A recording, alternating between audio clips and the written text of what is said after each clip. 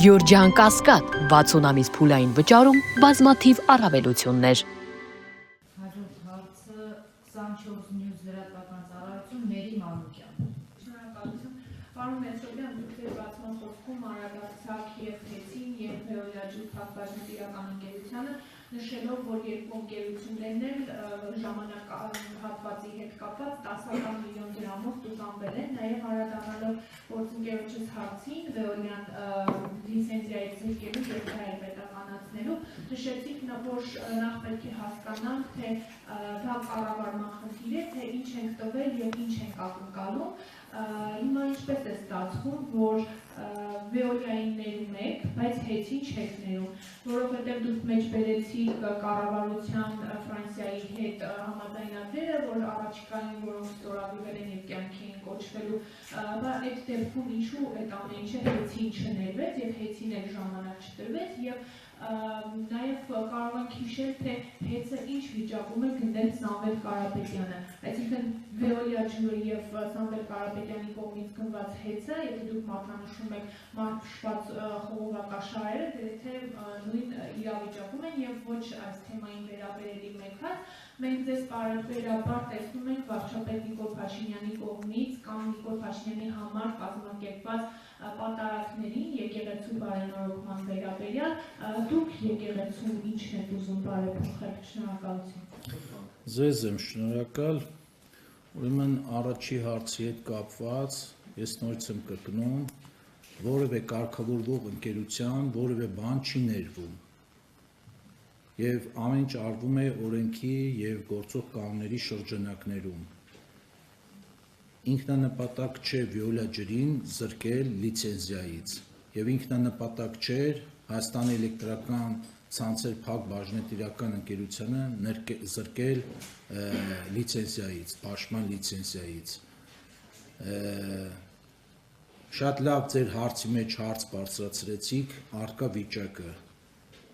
Ամբողջ խնդիրը նաև խնդիրներից մեկը նա էր, որ այո, ինչ վիճակում էր ձեռք բերել Տաշիր ընկերությունը, կամ Հայաստան էլեկտրական ցանցերը եւ մեր օրերում դեռևս ինչ վիճակում է գտնվում։ Այստեղ եւս մեծ շփոթ կա անդիմախոսների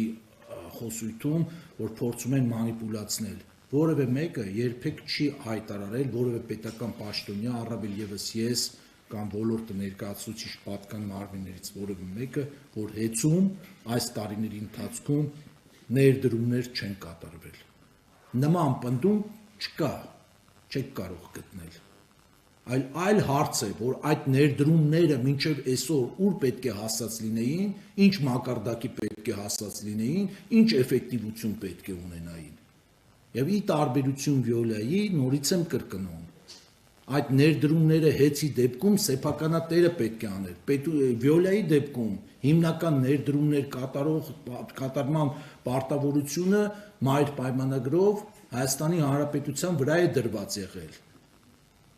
Հենց ամենասկզբի տարվանից սկսած, երբ որ այդ պայմանագիրը կնքվել է, եւ դրանք նույնականացնել այս խնդիրները այս պահին եւ ցույց տալ, որ համեմատության մեջ դնել, եթե նրանց այսպես, ապա սրանց ինչու այսպես, կներեք, դա ճիշտ մոտեցում չէ եւ նորից եմ պնդում, եթե Աստված մի արածցե, վաղը մյուս օրը Վեոլիա ընկերությունում եւս այդպիսի կրիտիկական իրավիճակներ կստեղծվեն, որ մենք տեսնենք, որ ամբողջ համակարգին գլխին վտանգ է կախված, մենք կգնանք ֆունդամենտալ եւ ռադիկալ քայլերի։ Իհարկե ես հասկանում եմ, անցած անգամ էլի ասեցի, որ ես էլ ձեր նման քաղաքացի եմ, մեր տանն էլ են ջուրը անջատում, մենք էլ ենք խնդիրներ ունենում, բայց դրանք այն խնդիրները չեն, որ կարելի է այսօր կառավարիչ փոխելով կամ, չգիտեմ, 1 րոպեանոց լուծումներով այդ ամեն ինչ անել։ Շատ կարևոր քայլ է արված։ Առաջի անգամ այս տարի այդ հսկայածավալ ներդրումները ոլորտում կատարվում են եւ վստահ եմ, որ մյուս տարի, հաջորդական մյուս տարիների ընթացքում մենք կունենանք դրական էֆեկտ ջրամատակարարման ոլորտում։ Չի ավարտել։ Որն է։ Ասացից մասել այսօրվա թեմայի օրակարգում քննարկենք սակագները, ներդրումները, ձևաչափը պահպանենք։ Կարող եք կապել եկեղեցու սակագները։ Մենք եկեղեցու սակագները չենք կարևորում եւ Ամենայն հարգանքով, բայց օրակարգից ամենայն հարգանքով ես այդ հարցին արդեն պատասխանել եմ, երկրորդ անգամ կրկնվելու իմաստ չկա եւ երկրորդ եկեք այսօր օրակարգից դուրս չգանք։ Հաջորդ հարցը Ռադար Էյեն Լիլիթ Աբրահամյան։ Շնորհակալություն։ Պարոն Մեսրոպյան, ինչու Հայաստանում արևային կայանների նման հողմային կայաններ չեն կառուցվում, ինչն է խնդիրը։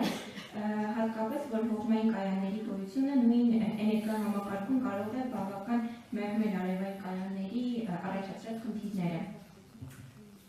Շնորհակալություն հարցի համար, բավական հետաքրքիր հարց եք տալիս։ Կարծում եմ այն բումը, որ տեղի ունեցավ վերջին տասնամյակում Հայաստանում արևային կայանների կառուցման հետ կապված, դեռևս տեղի չի ունեցել հողմային կայանների մասով, առաջին հերթին այստեղ լոգիստիկայի խնդիր կար, իմ կարծիքով, ենթակառուցվածքների, որովհետև գիտեք, որ հողմային կայանների այդ աշտարակները տեղափոխելու եւ այդ սարքվածքները Հայաստան բերելու համար երկաթգիծ, կամուրջներ, թունելներ, այս ենթակառուցվածքները պետք է թույլ տան, որ կարողանանք որպեսզի կարողանային մարդիկ, մասնավոր ընկերությունները եւ պետությունը այս ուղղությամբ մեծածավալ աշխատանքներ իրականացնել, բայց ճիշտ եք նկատում, որ հողմային կայանները արևային կայանների հետ հակառակ ցիկլերում են աշխատում եւ հիմնականում հողմային կայանների էներգաբեռը սկսում է բարձրանալ երեկոյան ժամերին, երբ որ արևային կայանները այլևս չկան եւ այս իմաստով, եթե մենք ունենանք հողմային կայանների որոշակի հզորություն, ապա արևային կայանների ցերեկվա առաջացրած խնդիրները կմեղմվեն դրանով, բայց ես վստահ եմ, որ առաջիկայում այդ իմ մատնանշած խնդիրները դրանք ժամանակավոր խնդիրներ են եւ մասնակիցների շարունակական ուսումնասիրության եւ բիզնեսմենների այդ բիզնես ծրագրերը կտանեն դրան վաղ թե ուշ, որ Հայաստանում եւս կսկսեն կառուցվել հողմային կայաններ, հատկապես որ քամու քարտեզներ ուսումնասիրված են, այն հիմնական քամու ռեսուրս ունեցող տարածքները հայտնի են, ինչը որ շատ կարևոր է նման տիպի կայան կառուցելուց առաջ ունենալ ձեռքի տակ։ Այսքանը։